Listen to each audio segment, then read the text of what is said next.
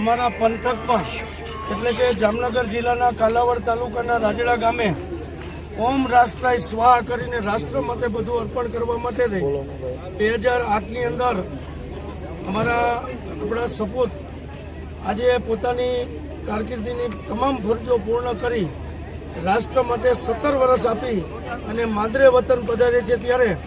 અમારું રાજડા ગામ, નિકાવા, પેરિયા, ખડધોરાજી, આણંદપર કે અમારા આજુબાજુના તમામ ગામની અંદરથી આજે જ્યારે આર્મી મેન આવ્યા છે ત્યારે એમને વધાવવા માટે